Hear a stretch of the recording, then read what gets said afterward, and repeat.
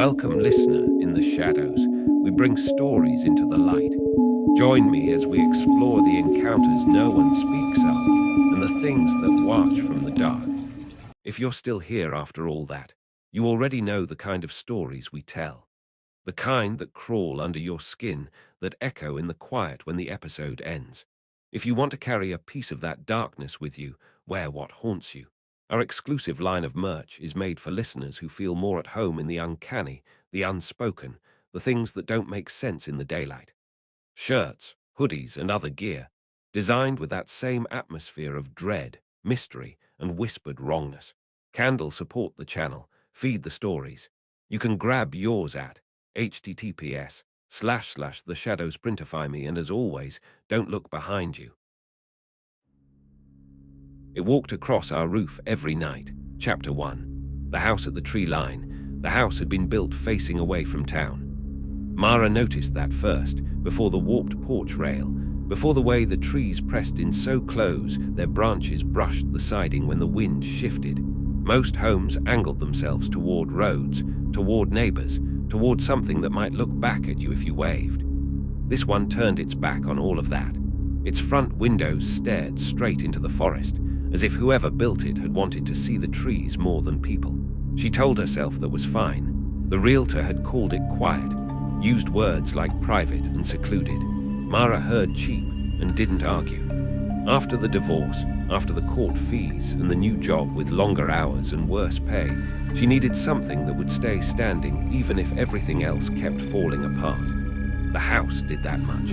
It stood solid, patient. Eli didn't like it. He stood on the porch the first night they arrived, backpack still on his shoulders, staring at the tree line like he was waiting for something to step out. He was 8, all elbows and watchful eyes, the kind of kid who noticed when adults stopped talking mid-sentence. "It's too close," he said. "The forest," Mara asked, fumbling with the keys. "The house," he corrected. "It's too close to it." She smiled in the practiced way she'd learned over the past year, the one that said, "I hear you," without inviting further discussion. That's just how country places are. Eli didn't move. "It's listening," Mara laughed then, sharper than she meant to. Exhaustion made everything sound like an accusation. "Buddy, houses don't listen." Eli finally stepped inside, but he didn't look convinced. The first night passed quietly. Mara slept hard, the kind of sleep that only comes when your body finally gives up trying to stay alert. Eli woke her once, padding into her room in socked feet, asking if the wind usually sounded like that. She listened, heard nothing but the hum of the old heater and the distant sigh of trees rubbing together. "Go back to bed," she murmured. "You're just not used to it yet." He hesitated, then left. She didn't hear the sound herself until the second night. It came just after midnight, when the house had settled into its usual groans and ticks. A soft, dragging thump rolled across the ceiling above her bedroom, followed by the creak of wood flexing under weight. Mara opened her eyes. Another sound followed, deliberate, measured. A step. She held her breath, listening. The house seemed to respond, every beam and nail quieting, as if even it wanted to know what was happening above them. The step moved again, slower this time, crossing the roof not with the skittering chaos of an animal, but with purpose, with balance. Too slow for raccoons, too heavy for squirrels. She told herself it was a branch, maybe snow sliding loose, even though it was early fall and dry as bone outside. The explanations stacked up quickly, flimsy but comforting. She rolled onto her side and closed her eyes. The sound stopped. Minutes passed. Her heart slowed. Then something shifted directly above the hallway. The boards creaked in a way that made her teeth ache, like pressure being tested rather than released. Whatever was up there wasn't wandering aimlessly. It was standing still, listening. Mara sat up, every nerve humming. She glanced toward the hallway, half expecting to see a shadow pass beneath the door. Nothing, just darkness and the faint green glow of the smoke detector. The step came again, closer, then another, a slow path across the roof, and then silence. Morning brought clarity, or something like it. The roof was empty when Mara checked from the yard, coffee cooling in her hand as she craned her neck upward. No broken shingles, no leaves, no sign that anything had been there at all. The forest stood quiet and indifferent, sunlight catching in the higher branches. She let herself breathe. It wasn't until Eli called her name from inside that the calm fractured. "Mom!" His voice was tight, small. She found him standing in the living room, staring at the window. At first, she didn't see what he was looking at. Then the light shifted and the marks became visible. Muddy prints smeared in uneven arcs across the glass. Long, narrow, each ending in curved impressions that looked uncomfortably like fingers. They ringed the window at eye level, overlapping in places, as if whatever made them had pressed in close. Leaned. Mara moved from window to window, dread building with every step. The prints were everywhere, around every pane. The back door. Even the small bathroom window near the ceiling had been marked, the mud dragged downward in streaks. They smelled wrong. Not like soil, not like wet leaves. Something sharp lingered in the air, metallic and faintly sweet. Eli tugged on her sleeve. "It walked up there," he said quietly. "Didn't it?" Mara didn't answer. Outside, high above them, the roof creaked once, just enough to remind her how thin it really was. Chapter 2, Weight Without Shape. Mara didn't sleep the next night. She lay rigid beneath the covers, every sense stretched thin, listening to the house breathe around her. Old homes had their own rhythms, pipes ticking, walls contracting, wood popping as temperatures shifted. She catalogued each familiar sound, clung to them like anchors. The roof betrayed her first. A soft compression passed through the ceiling above her, the subtle complaint of wood being asked to carry more than it was designed for. Not a crash, not a stumble, just weight, as if something had carefully placed itself there. Then came the step. It moved with a certainty that made her skin prickle. No hesitation, no testing. Whoever or whatever was up there understood balance, understood how much pressure the roof could tolerate. The boards creaked low and slow, not in protest but acknowledgement. Mara sat up, heart pounding so hard she felt it in her throat. Another step followed, crossing the length of the roof. Then another. The spacing between them was even, measured, bipedal. Her mind raced through possibilities, rejecting each one almost as soon as it formed. Bears were heavy, but bears stumbled. Deer skittered. People slipped. This thing did none of that.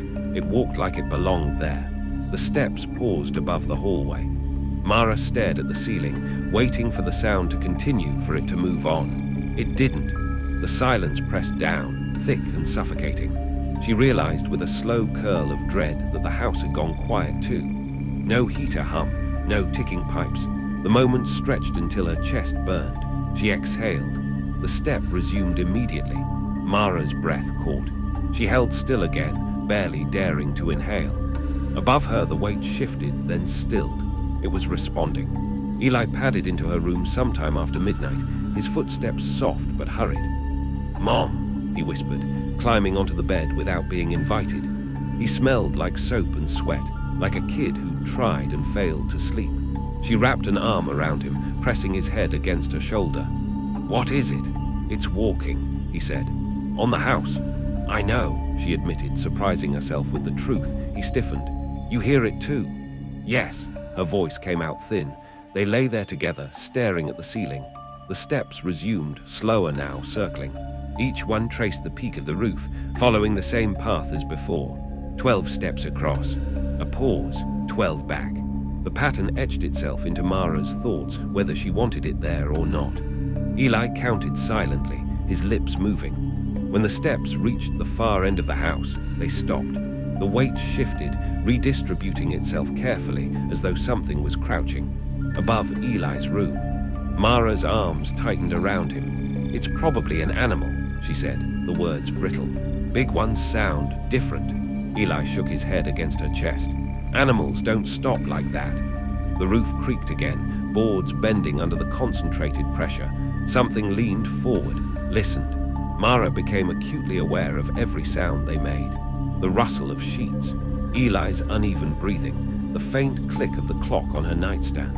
She wanted to tell him to breathe quieter, to be still, but the thought of drawing attention with words froze her tongue. The steps retreated slowly, reluctantly, completing the circuit once more before fading into silence.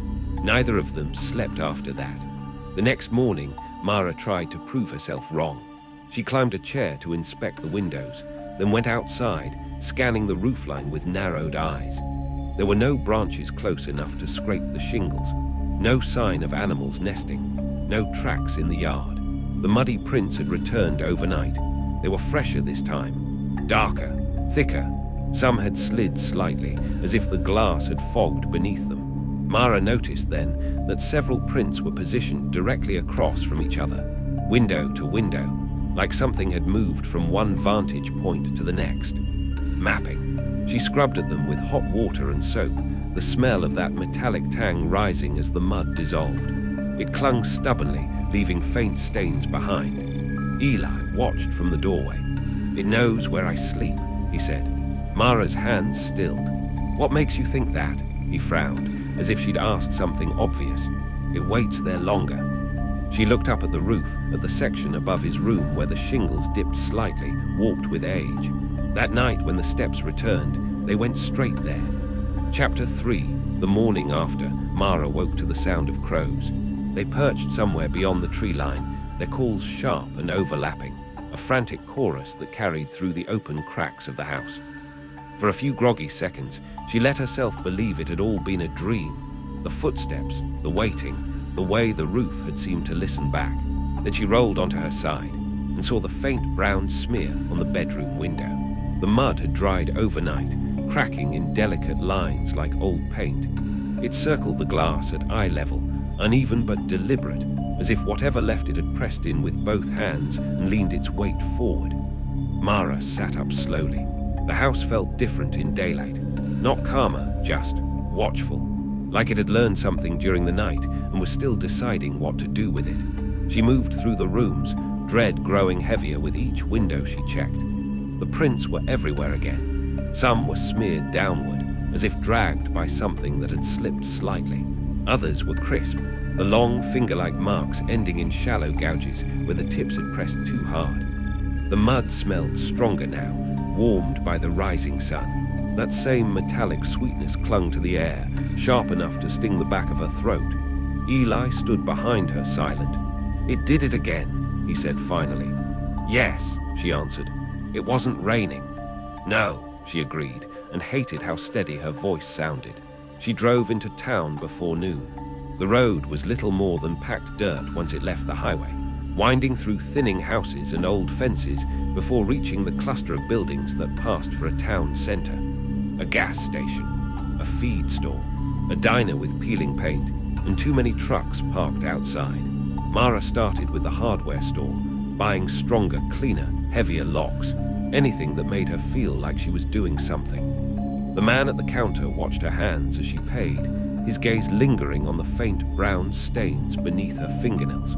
"Got a mess at home?" he asked casually. "Something like that." He nodded once, slow. "Happens." She waited for him to elaborate. He didn't.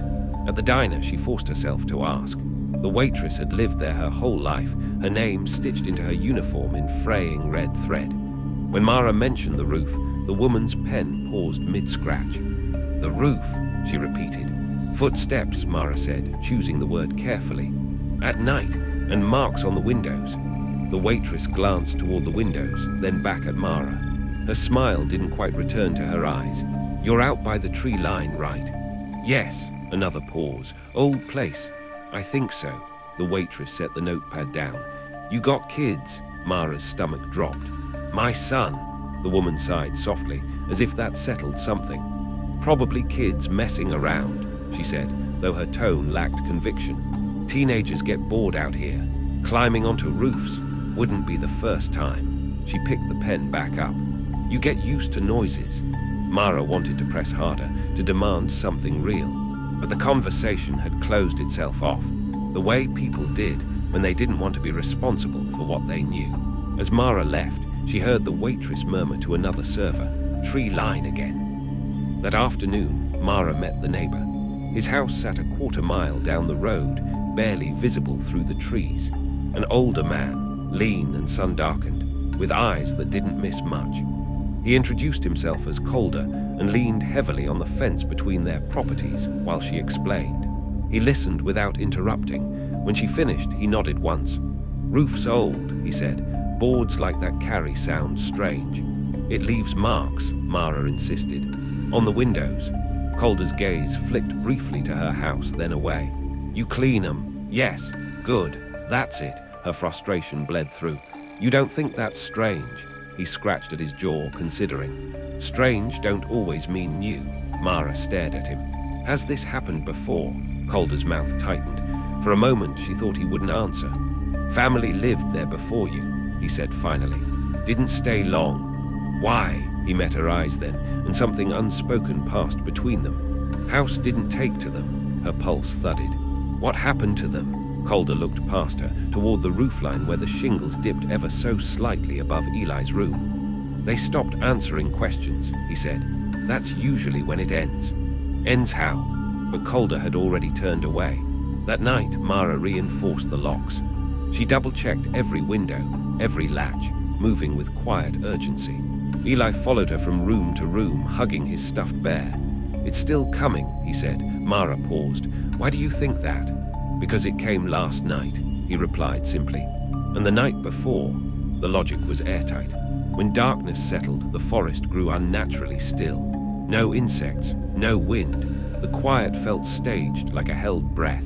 The first step came earlier than before, heavier, closer to the edge of the roof. Mara held Eli tight as the weight shifted above them, and for the first time, she realized something else had changed. The steps were no longer circling aimlessly. They were stopping at the same places. The thing on the roof was learning the house. Chapter 4. It knows the layout. By the fourth night, Mara could predict where the steps would fall. The realization came to her in a quiet, shameful way, not with fear, but with familiarity. She lay awake listening as the weight settled onto the roof, felt the boards flex in their now familiar pattern, and knew which room it would pause above next. The hallway first, always the hallway. Then the living room, where the ceiling dipped slightly and the joists groaned under even light pressure. It never lingered there. Just a brief test, a careful redistribution of weight, like fingers tapping a surface before committing. After that, Eli's room. The steps slowed as they approached that section of the house. The creaks deepened, stretched out, each one separated by longer pauses. The roof, there complained more than anywhere else, warped from years of weather and neglect. Mara had made a note to have it repaired. She hadn't yet. She didn't think she ever would now. Eli noticed it too. "It skips the bathroom," he whispered one night, his voice barely more than breath. Mara stiffened. "What?" "The steps," he said. "They don't go over the bathroom. They go around it." She listened more closely, heart racing. He was right. The pattern curved unnaturally around the small windowed space, as if avoiding the skylight above the tub. "It doesn't like the glass," Eli added. "How do you know that?" Mara asked. He shrugged, uncomfortable. "It can see through it." The thought made her skin crawl. During the day, Mara tried to reclaim control. She walked the house with a notebook, marking down every sound the floors made, every creak, every soft spot. She climbed into the attic despite the dust and heat, inspecting the beams with a flashlight. Nothing appeared broken, nothing disturbed. No nests, no droppings. The attic smelled faintly of damp wood and something else, stale, like breath trapped too long in a closed space. She noticed then how the insulation had been pressed down in places, flattened in uneven paths that didn't align with any structural feature, as if something had leaned against the ceiling from above. She backed out quickly, closing the hatch with more force than necessary. That afternoon, she found a new print, not on the window, on the siding. It was lower this time, just beneath Eli's bedroom window. The mud had been smeared vertically, dragged downward as if whatever left it had slipped or reached. Mara scrubbed it until her arms ached, but the stain lingered, a faint brown shadow in the shape of long fingers. That night, the steps came sooner. They no longer circled the roof in wide loops. Instead, they moved directly from point to point, pausing only where the house creaked the loudest, where the boards were thinnest, where the people were. The heater kicked on sometime after midnight, breaking the oppressive silence. Warm air flowed through the vents in a sudden rush, making Eli jump. Then the sound changed. The air didn't rush out all at once. It pulsed, soft, damp. Mara leaned closer, her stomach knotting. The vent cover trembled faintly, as if something behind it had exhaled too hard. "Mom," Eli whispered. "It's inside the house now." "No," she said quickly. "It's just air." But even as she spoke, she heard it. A faint, wet sound layered beneath the mechanical hum, not breathing exactly, more like a mouth working, adjusting, learning how much air to take in. The steps above them shifted, repositioning. The weight concentrated directly over the hallway vent. The sound below grew stronger. Eli covered his ears. "It's listening through the house," he said, his voice cracking. Mara pulled him close, heart pounding. The idea settled in her mind, heavy and undeniable. The roof wasn't the threat. It was the way the house carried sound. The way it carried them. Just before dawn, the steps changed again. They stopped abruptly above Eli's room and didn't move. The roof groaned under the sustained pressure, wood fibers stretching in protest. Mara counted her breaths. 10, 20. She became painfully aware of how loud breathing was. When she finally exhaled, slow and controlled, the weight shifted in response. Just a fraction. Enough to confirm it. Eli whispered the truth she'd been avoiding. "It knows where we are," he said, "and it knows when we're quiet." The steps retreated slowly, reluctantly, completing the pattern one last time before fading into stillness. Mara didn't sleep. In the early light, as she stood in the hallway staring up at the ceiling, she realized something that hollowed her out completely. The thing on the roof wasn't wandering anymore. It had memorized the house. Chapter 5. Breathing through the house. The house began to breathe with them. It started subtly, in ways Mara might have ignored before. Warm air lingering too long in the vents after the heater shut off. A faint pressure change when she closed a door. The whisper of something moving through the ductwork long after the system went quiet. By the fifth night, there was no mistaking it. The footsteps came as expected, heavy and deliberate, tracing the memorized route across the roof. Mara lay awake beside Eli on the couch, the television casting a dim, flickering glow across the room. They'd stopped pretending they could sleep in their own beds. The living room felt safer, more open, less personal. The steps slowed above them, then stopped directly over the central vent. The heater kicked on. Air flowed out, warm and damp, brushing across Mara's cheek. She flinched at the sensation, an instinctive recall that made her stomach twist. The air smelled faintly metallic, like the mud on the windows. Then she heard it. A soft, irregular sound layered beneath the mechanical hum. Not a steady inhale and exhale, too uneven for that. It sounded like something struggling to remember the rhythm. Short pulls of air, pauses, a wet adjustment. Eli pressed his face into her side. "It's practicing," he whispered. "Don't listen," Mara said, though her own ears strained despite her will. The vent cover rattled faintly, vibrating with each uneven pull of air. The sound traveled through the walls, magnified and distorted, until it seemed to come from everywhere at once. Mara reached for duct tape. She sealed the vents one by one, working quickly, hands shaking as she pressed the tape down hard enough to crease the metal. The house felt smaller with each sealed opening, the air growing stale and heavy. She didn't care. The footsteps above shifted as she worked, tracking her movement from room to room. When she taped over the vent in the hallway, the steps paused directly above her. The house went still. For a long moment, nothing happened.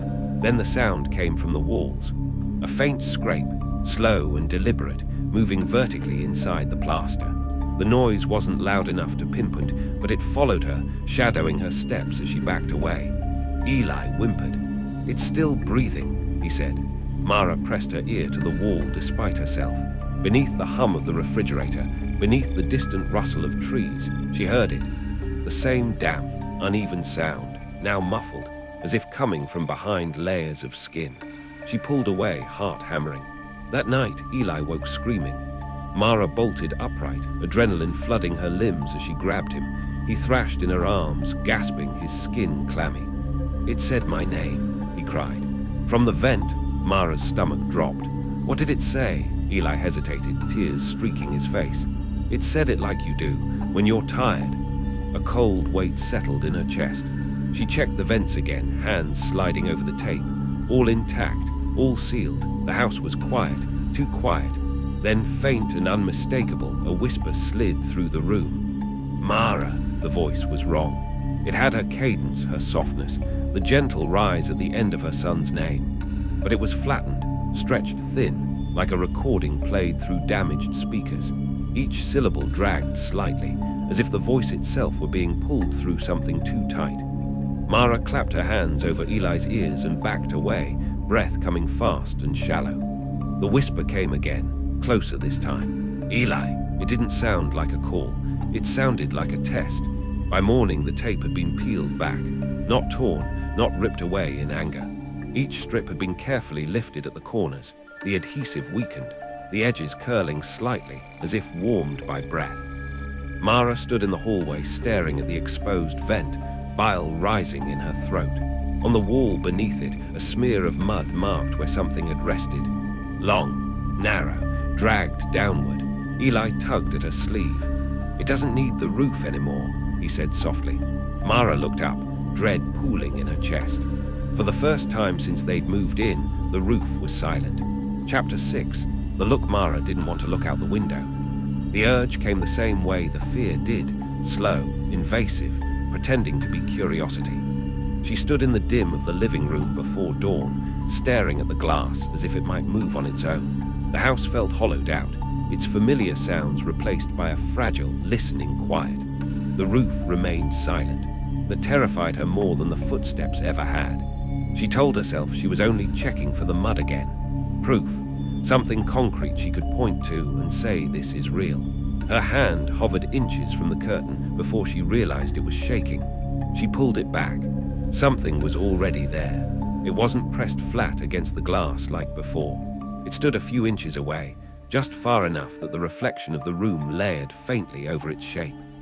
The thing was tall, taller than she'd expected, its proportions wrong in subtle ways that made her eyes slide off it at first.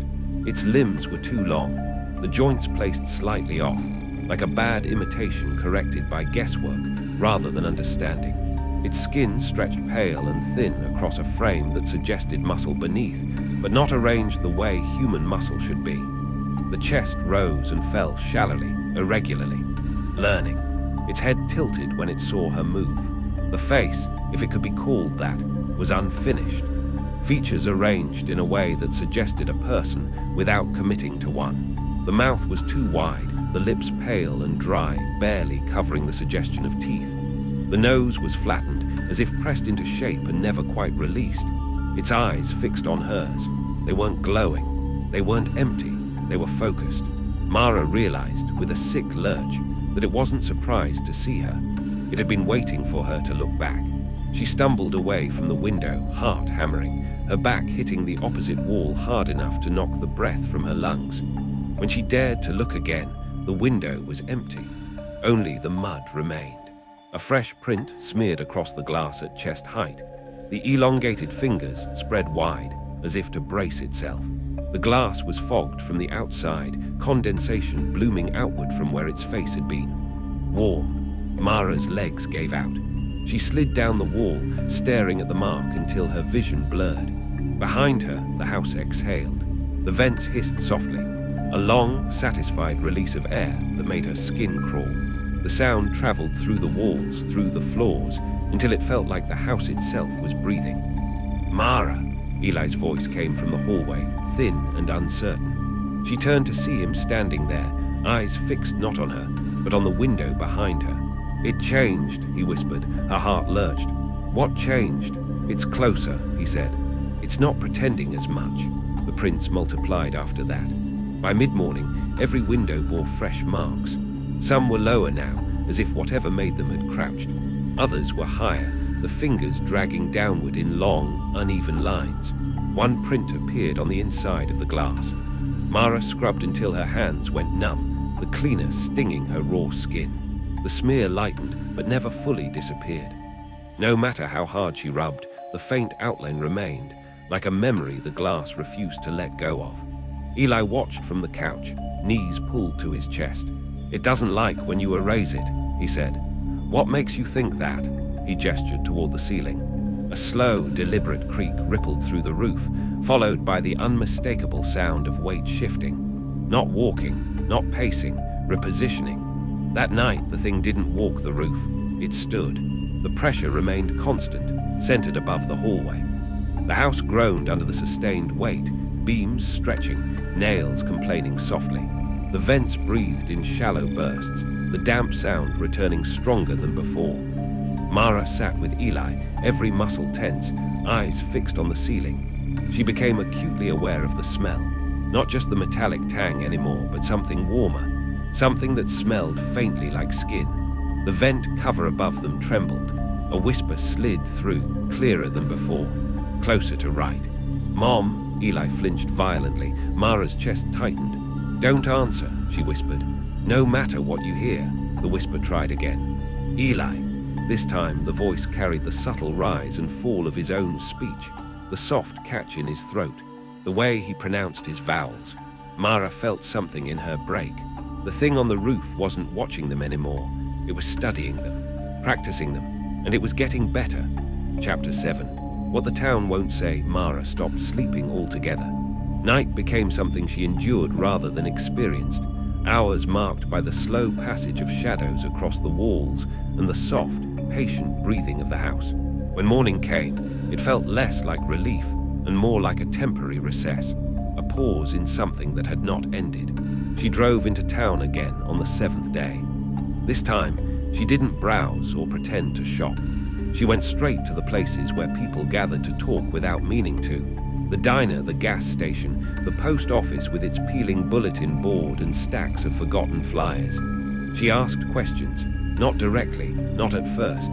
She mentioned the house, the roof, the marks. The reactions were always the same. A pause, a glance toward the door or the window, a polite, practiced dismissal. Old houses make noise. Kids get bored. Forest plays tricks on you. The words slid off her like rain, hollow and rehearsed. At the post office, an elderly woman sorting mail finally met Mara's eyes. "You're out past Miller's Bend," she said quietly. "Yes." The woman's fingers tightened around a stack of envelopes. "That place doesn't like being noticed." Mara's heart thudded. "What does that mean?" The woman shook her head. "Means you keep your head down. Means you don't invite things." "What things?" But the woman had already turned away. Mara found Calder again that afternoon. He stood by his fence like before, watching the forest as if it might move when he wasn't looking. When he saw her approach, his shoulders sagged, as though he'd been expecting this. "It's gotten closer," Mara said without preamble. "It's inside the house." Calder nodded once. "That's the part people don't like to talk about," she swallowed. "What is it?"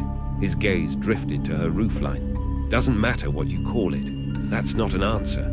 It is around here," he sighed. "People have tried naming it before, didn't help." "What happened to the family who lived there before us?" Calder's jaw worked. "They lasted longer than most." Mara's stomach dropped. "Most. They had a boy," he continued. "About your son's age. Smart kid. Listened too hard." "Listen to what?" Calder met her eyes. "The house." The words sent a chill through her. "What happened to them?" "They started ignoring people," he said. "Stopped answering questions, wouldn't let anyone inside. Said the house was teaching them things." Mara's pulse roared in her ears. "And then they disappeared," Calder said simply. "One night they were there. Next morning house was empty, roof had been repaired." Mara felt sick. "Repaired? Brand new shingles," he said. "Too new for a place that old." That night the house felt expectant. The roof did not creak, the vents did not breathe. The silence pressed in, heavy and deliberate, as if something were waiting for them to make the first sound. Eli sat beside her on the couch, unusually still. "It doesn't like when you talk about it," he said. Mara's throat tightened. "Why do you think that?" "Because it listens," he replied, "and it wants us to stop telling people." A soft tick sounded from the ceiling, then another. Not footsteps, fingertips. They dragged slowly across the ceiling above them, tracing lines, mapping the space beneath. The sound made Mara's skin crawl, each faint scrape deliberate and controlled. The vents shuddered. A whisper slid through, barely audible. "Home!" Eli squeezed his eyes shut. "It wants us to stay." Mara wrapped her arms around him, dread settling deep in her bones. The town wasn't ignorant, it was complicit. And the house, whatever lived with it, had been here long enough to teach people when to stop asking questions. Chapter 8, Rules Without Names. The rules made themselves known slowly, not written, not spoken aloud. They surfaced in the space between sounds, in the way the house responded when Mara did, or didn't, do certain things. She learned them the way animals learn traps, by watching what hurt. Don't speak at night, don't acknowledge the footsteps, don't stand beneath the vents for too long, and above all, don't answer when it calls. She never said these rules to Eli. Somehow, he knew them anyway. They moved through the house quietly now, communicating with looks and small gestures. Eli pointed instead of asking. Mara nodded instead of answering. Words felt dangerous, like lights left on too long. The house rewarded this. The footsteps softened, the breathing dulled. The pressure on the roof lightened just enough to let Mara hope. That was how it got them. It happened on the 8th night, just before midnight. The house was unusually still, the forest outside muted, as if wrapped in cloth. Mara sat on the edge of the couch, rubbing her temples, exhaustion dragging at her thoughts. Eli lay curled beside her, eyes open, watching the ceiling. The vent above the hallway exhaled once. Not loud, not wet, almost gentle. Mara, her name slid through the ductwork with unsettling care. The voice was closer now, smoother, less distorted. It carried her exhaustion perfectly, the way her voice sounded when she tried not to sound afraid. She clenched her jaw, refusing to respond. The house creaked softly in approval, then the voice changed. "Mom," Eli lifted his head. Mara's heart slammed into her ribs. "Don't," she whispered, barely audible. The voice came again, softer, smaller, almost fragile. "Mom, I can't sleep." It wasn't perfect, but it was close enough. Eli sat up, confusion clouding his face. "You called me," he said. "No," Mara hissed, panic breaking through. "Eli, I didn't," the whisper cut her off. "It's okay. You can come here." The words landed wrong, too flat, too patient. Eli swung his legs off the couch. The house responded instantly. The ceiling groaned as weight shifted hard and fast above them, not walking now, but moving with purpose. Fingertips scraped across the plaster overhead, tracing the path from the hallway toward the living room. Mara lunged, grabbing Eli's arm and yanking him back against her chest. He cried out in surprise. The voice sharpened. "Eli!" The vent rattled violently, metal vibrating as something behind it pressed forward. The air that poured out was hot and damp, smelling unmistakably of skin and rust. Mara clamped her hand over Eli's mouth. The house shook. A heavy thud landed on the roof directly above them, hard enough to send dust drifting from the ceiling. Another followed, then another, running. Whatever restraint it had been practicing was gone. The lights flickered. For a brief, horrifying second, the house plunged into darkness, and in that instant Mara felt it. Pressure, not on the roof, on the walls, on the space around them, like something enormous leaning in close, testing how much the house would give if it pushed. The vent cover bowed outward. A thin crack split the drywall beside it, crawling downward like a vein. The whisper dropped to a murmur, close enough now that it felt like breath on her ear. "You almost came." Mara screamed, not words, just sound, raw and desperate, tearing out of her chest without permission. The noise shattered the careful quiet they'd built, filled the house with something wild and human. The reaction was immediate. The pressure snapped back. The vent cover rattled violently, then went still. The footsteps retreated, rapid and uneven, scrambling back across the roof like something startled rather than angry. Silence fell hard. Eli sobbed into her shoulder, shaking uncontrollably. Mara held him, every muscle locked, listening for the sound to return. It didn't. Morning arrived pale and wrong. The muddy prints were lower now, smeared across the siding beneath the windows. Long drag marks cut through the dirt, as if something had descended and failed to find purchase. Inside, the crack beside the vent had widened just enough to fit the tip of a finger. Mara packed a bag, not carefully, not thoughtfully. She shoved clothes, documents, anything she could grab into a duffel while Eli watched in stunned silence. "We're leaving," she said. "Will it follow?" he asked. She didn't answer. As they stepped onto the porch, Mara looked up at the roof one last time. For the first time since they'd arrived, it was spotless. No mud, no marks, as if nothing had ever been there at all. Chapter 9, the first descent they didn't get far. Mara made it halfway down the dirt road before the feeling settled in, the unmistakable sense that they were being watched, not from behind, but from above. She glanced in the rearview mirror, heart racing, half expecting to see the roof of the house rising up through the trees like something alive. The road was empty. The forest wasn't. The trees leaned inward as they drove, branches brushing the sides of the car with soft, deliberate taps. Eli sat rigid in the passenger seat, eyes fixed on the canopy overhead. "It's moving," he whispered. Mara tightened her grip on the wheel. "What is the weight?" he said. "It's not on the house anymore." A chill rippled through her. The motel sat 30 miles away, a squat concrete thing humming with fluorescent light. It smelled like old carpet and disinfectant, a smell so aggressively human it made Mara want to cry with relief. She paid in cash. They locked the door behind them and pushed a dresser in front of it anyway. Eli crawled onto one of the beds, curling into himself, while Mara stood in the center of the room, listening. No footsteps, no breathing, just the distant whine of traffic and the thin walls carrying other people's televisions and conversations. For the first time in days, she allowed herself to believe they might be safe. That belief lasted until morning. Mara woke to Eli standing at the window. The light outside was wrong, grey and diffused like fog without moisture. He stared at the glass, his reflection pale and hollow-eyed. "Eli," she said softly, "what are you doing?" "It came down," he replied. Her stomach dropped. She moved slowly, afraid that sudden motion might draw attention, and followed his gaze. Muddy prints marked the motel window. They were higher than before. Long fingers had pressed into the glass at shoulder height, the marks overlapping, as if something had leaned its weight forward to peer inside. The mud was fresh, still damp, and it carried that same metallic sweetness. Mara stumbled back, bile rising in her throat.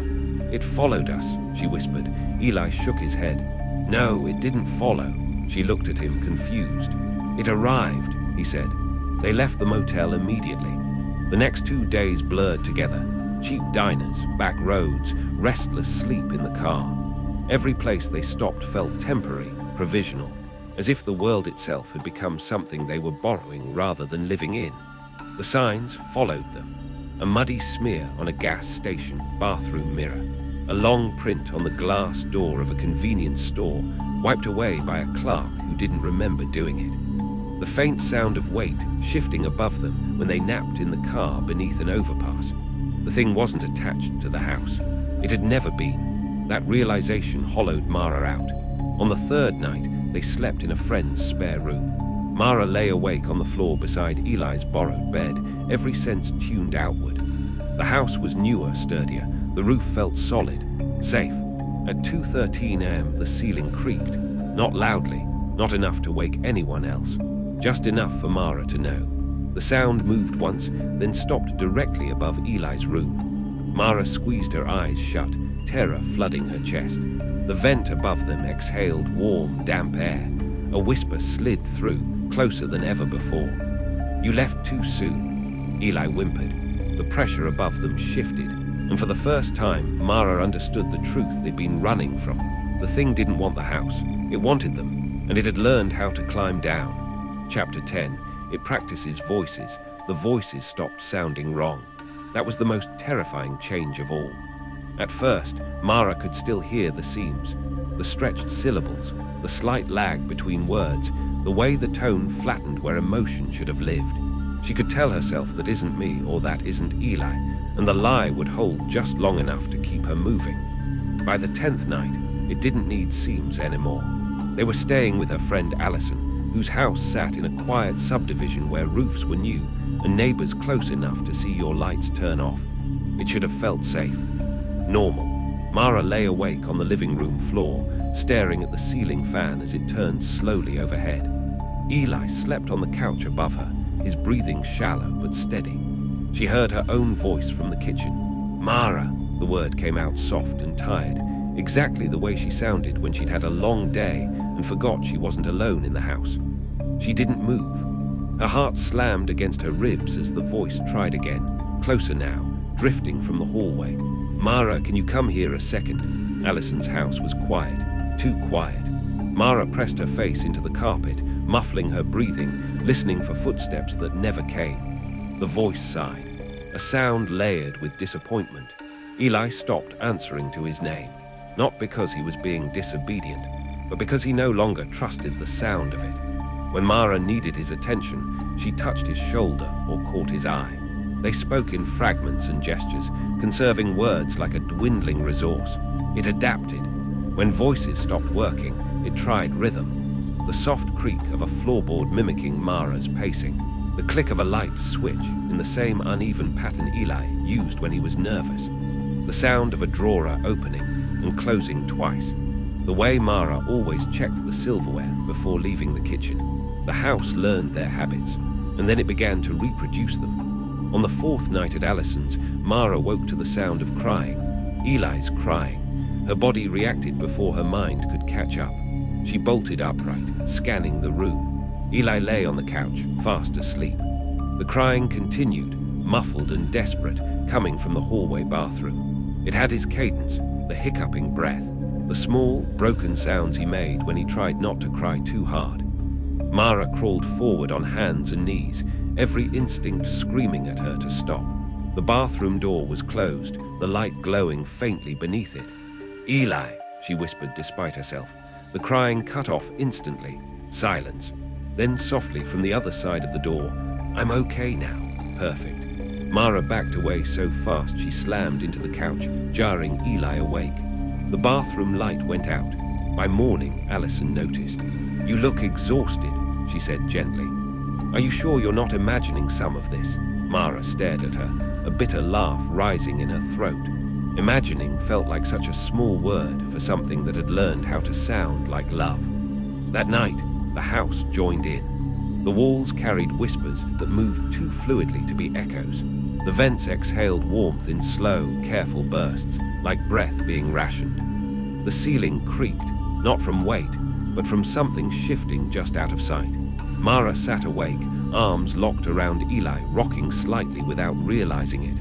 The whisper came close, so close she felt it against her ear. "You do this when you're scared," it said. Her voice, her words. "You hold him like this." Eli shook violently. "Mom, make it stop." Mara closed her eyes, despair settling heavy in her chest. The thing wasn't practicing anymore. It had learned them, and now it was deciding which parts to keep. Chapter 11. The night it stops walking, the footsteps disappeared without warning. Mara noticed the absence before she noticed anything else. No creaks overhead. No subtle pressure shifting across the ceiling. The house, Allison's house, settled into a stillness so complete it felt artificial, like a sound had been removed from the world rather than stopped. Silence like that had a weight to it. Mara sat awake on the living room floor, back against the couch. Eli curled into her lap. She waited for the familiar signs, the uneven breath through the vents, the whispered tests, the imitation of her voice drifting from another room. Nothing came. The clock on the wall ticked too loudly. Eli whispered, "It's not here." Mara didn't answer. She was afraid that if she agreed, she'd invite something back. Minutes stretched into an hour, then two. The silence didn't break. It pressed closer. At 2:41 a.m., the house made a new sound. Not a step, a shift. A low, almost imperceptible groan traveled through the walls, as if the structure itself were being leaned against from the outside. Mara's breath caught. She scanned the room, heart pounding, waiting for the pressure to move. It didn't. The house held. Then came the vents, not breathing, cooling. A slow release of air, colder than it should have been, sliding across Mara's skin like a hand withdrawn reluctantly. The smell followed, faint metallic, layered now with something old and dry. Eli stirred. "Mom, I'm here," she whispered. "I think it's under us." The words lodged in her chest like ice. Morning brought no relief. There were no muddy prints on the windows, no marks on the siding. The world outside looked normal, too normal. Birds moved through the trees, cars passed, the neighborhood woke up. Mara stepped outside anyway, scanning the roofline. Nothing. Then she looked down. The ground beneath the house was disturbed. Mud streaked the foundation in long vertical lines, dragged downward. as if something had slid or lowered itself carefully along the walls. Near the crawl space vent, the dirt was churned and compacted, pressed flat by something heavy that had lingered there. Eli crouched beside her. "It doesn't need to walk anymore," he said. Her throat tightened. "What does that mean?" He pointed beneath the house. "It learned how to wait." That night the silence returned. No footsteps, no voices, no breathing, just pressure. Mara felt it the way you feel a headache before the pain starts, an awareness of something wrong, something too close. The house felt smaller, tighter, as if its walls had crept inward by inches. The vent in the hallway clicked once, then again. Mara watched, frozen, as the metal cover bowed outward slightly, then settled back into place. No sound followed, no breath, just the knowledge that something had pressed against it from the other side. Eli buried his face in her chest. "It's not trying to scare us," he whispered. Mara's hands trembled. "What is it trying to do?" He hesitated. "Stay." She didn't sleep. She counted breaths. She counted heartbeats. She listened for any sign of movement. None came. The silence stretched until it became unbearable, until her nerves screamed for the familiar terror of footsteps, of voices she could at least identify. At dawn, she found the final mark.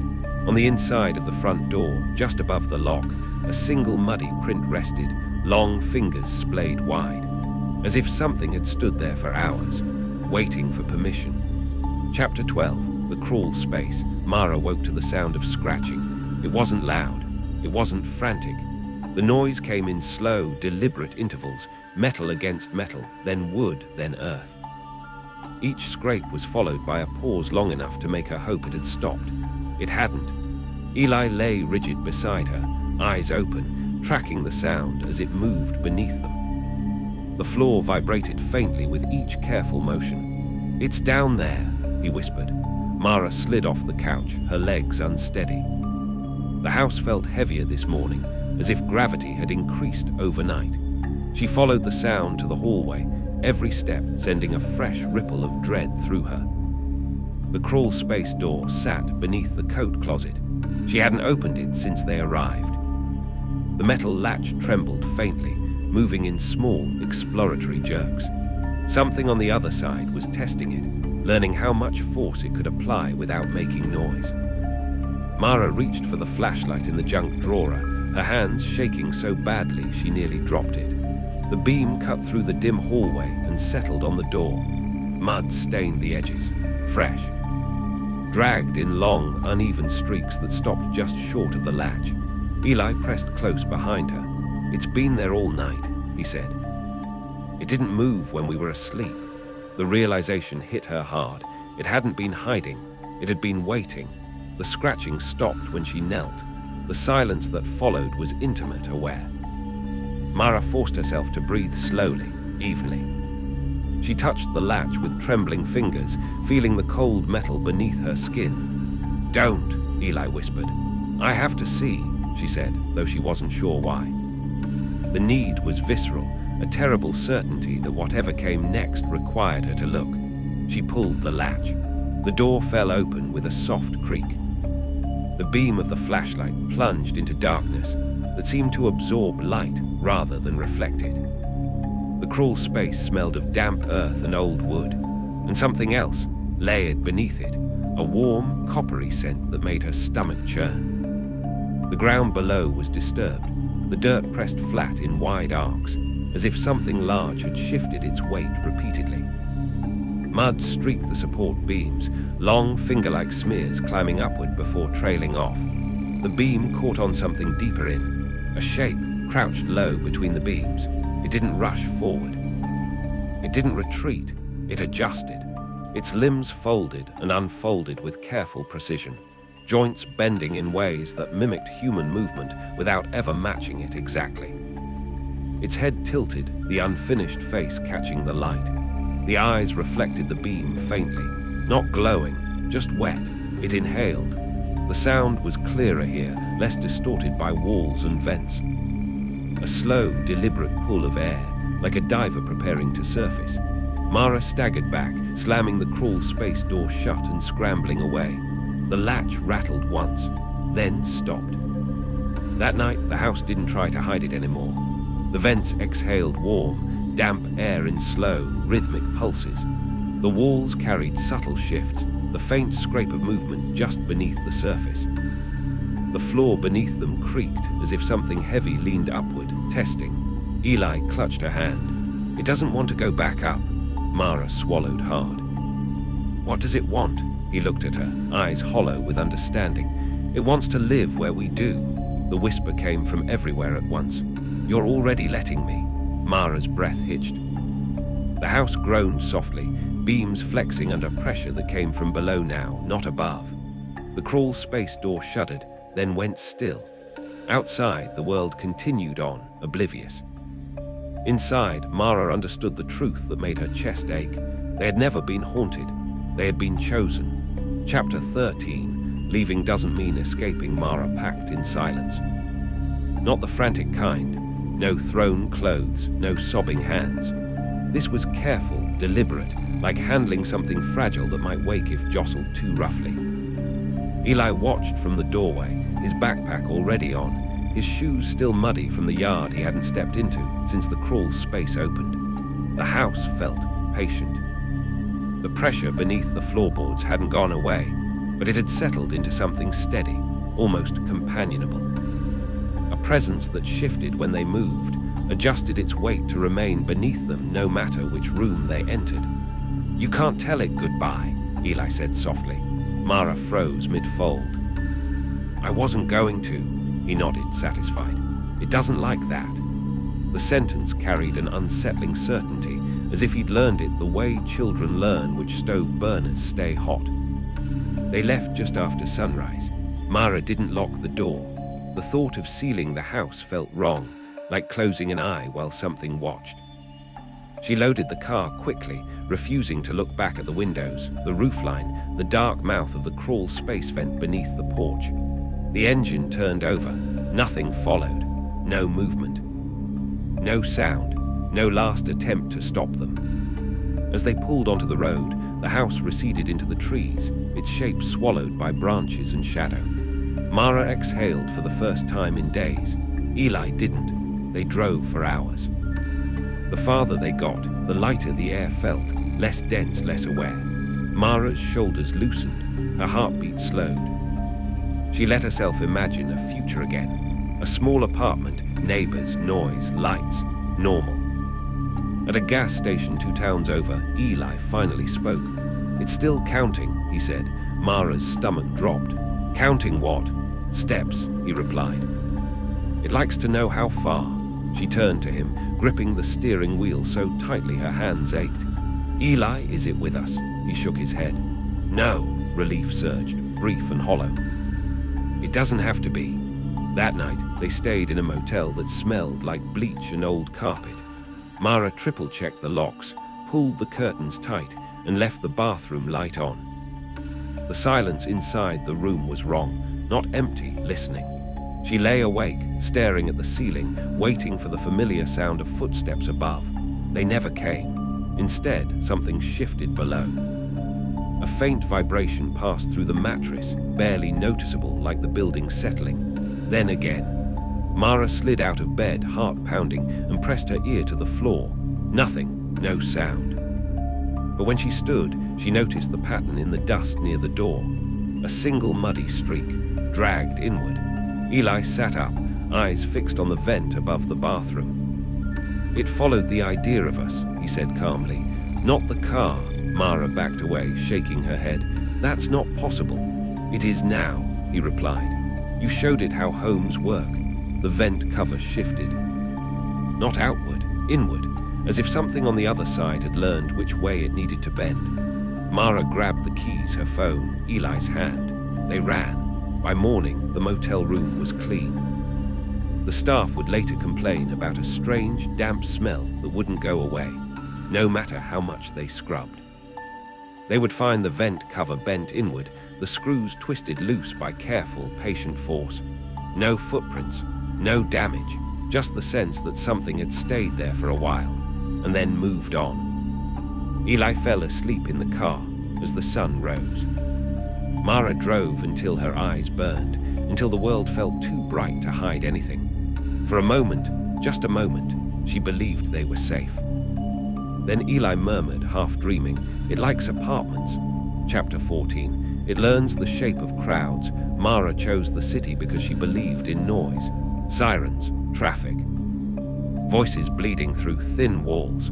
The constant churn of people coming and going. If the thing needed quiet, needed space to listen, to test, to pace, then the city would starve it. That was the logic she clung to as she signed the lease. The apartment was on the 3rd floor of a concrete building wedged between a laundromat and a bodega. No crawl space, no attic, no roof access, just stacked lives and shared walls. Eli stood in the living room, backpack still on. He tilted his head, listening.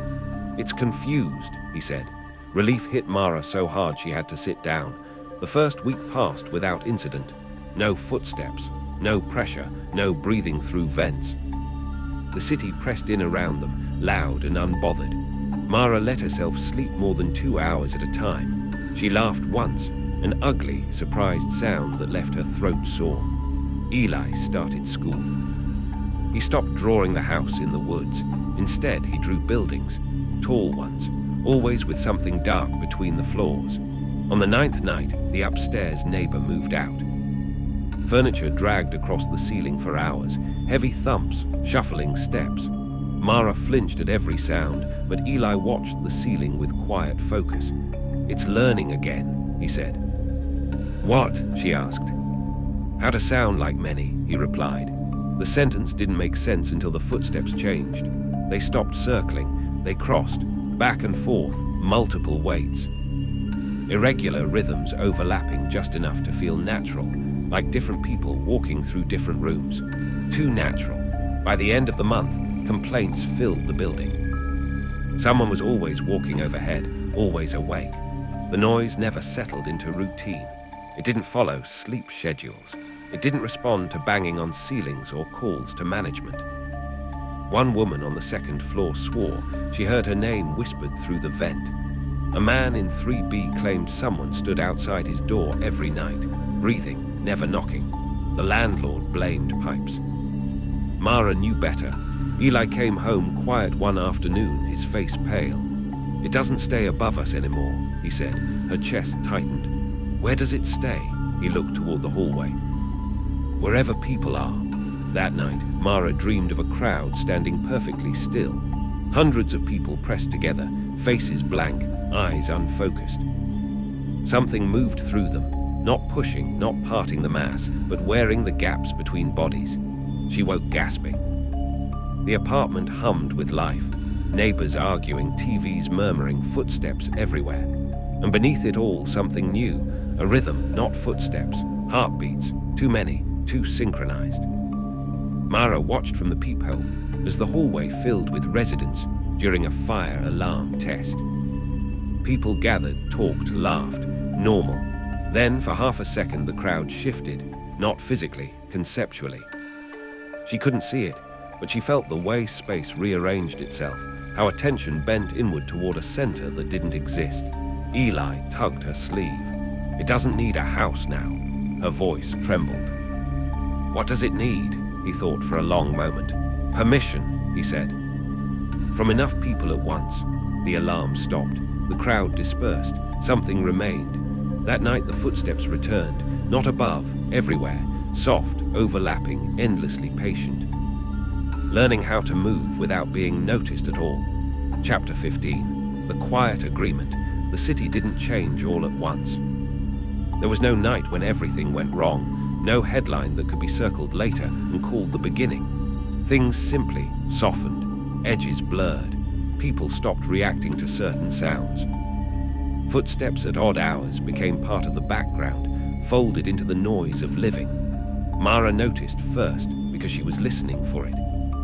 The rhythm was everywhere now, beneath traffic, beneath voices, beneath the electrical hum of the building. Not loud enough to alarm, not distinct enough to isolate, just present. Like a pulse you stop noticing until it stops. Eli noticed because it spoke to him less. It doesn't have to try anymore. he said one morning, stirring cereal he never ate. They already let it, Mara swallowed. Who did? He gestured vaguely, a small circle that somehow meant everyone. The first disappearance happened in the building. A man on the 6th floor, quiet, polite, forgettable, failed to show up for work. His apartment was unlocked.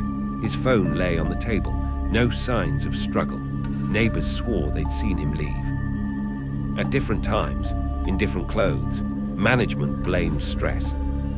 Mara felt the agreement deepen. The thing didn't hide anymore. It didn't need to. It learned the shapes people made when they stood together, how to move in the spaces they ignored. It learned how attention works, how easily it can be redirected, how rarely people look between things. It learned how to be unremarkable.